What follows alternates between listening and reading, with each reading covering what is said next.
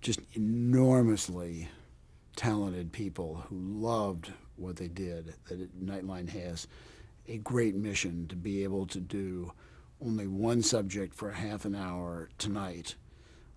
That is not trying to be the broadcast of record, is not trying to be have any other obligation than to be interesting.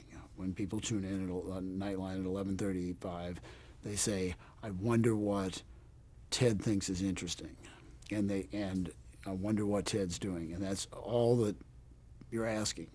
It needs to be interesting. In the case of Nightline, it needs to be significant because honestly, at 11:35 at night, if it's trivial, if it's insignificant, you say, I'd rather have half an hour of sleep, or I'll switch over and watch one of the late night comics. So it's going to be one of those two things. But that is such a wonderful mandate that the people who worked on the broadcast loved working on the broadcast. Nightline has this reputation that people loved it, and the only downside is that the hours were so long that it was a place where you burned out, and there was just there were a lot of very tired people, which my initial thing was, this really isn't necessary, and we can make this a place where you don't work madly for 3 years and burn out. So that was the first thing that I saw in it that I really wanted to change. How did you do that? Nightline had a rule when I came in that everybody had to stay until midnight in case the story changed to whatever. And I said, that's why God invented beepers. You send people home and they can come roaring back here in the first place.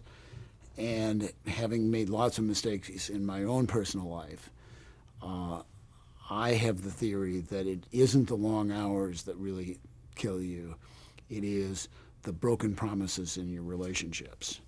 So I said, you can really work long hours if indeed you can promise somebody, I will be there at that time, and they can count on it.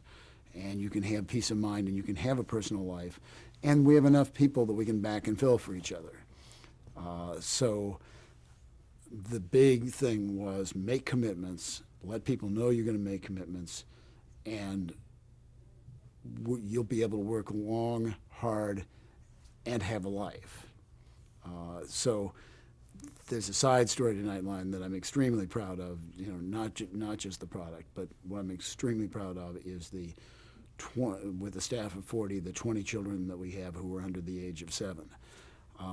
When Sarah Just, who is now senior producer on the broadcast, came here, one of the old hard-bitten correspondents said to her, Sarah, the one thing you're never going to hear at Nightline is wedding bells, because you are going to be here every night till midnight, and you're not going to have enough of a life to even have a date. So one of the we had a whole conversation about how do we deal with the burnout, et cetera, et cetera. And in all of this, there was we said, listen, you have to have, if you're going to have a life, you have to have dates. I mean, literally virtually everybody was single, except Ted and me. And so we said, if you have a date, let us know. I've got a date on Thursday night, and I've got to be there at 8 o'clock, and we will kick you out. And there are enough people to back and fill for you. And it's not wrong in an office, in a business professional place, to say, I have a date, and that's not interfering with that. And so people started having dates, and then people started getting engaged, and then people started getting married, and people started having babies. And our 3 senior producers on the broadcast all have 2 children under the age of 6. And we have people who come to work on the broadcast because it's this child-friendly place. I mean, one of the senior producers had been Jerusalem bureau chief, came and took a job as a producer, took a demotion because his wife was pregnant and wanted to come to Nightline because there were all these people who could support and share nanny information and cribs and all of that. And so underneath all of this, there is all of that. which makes it a place where now most of the people who have been on the staff have been here at least 10 years, are really experienced pros, wouldn't go anyplace else, is a happy staff.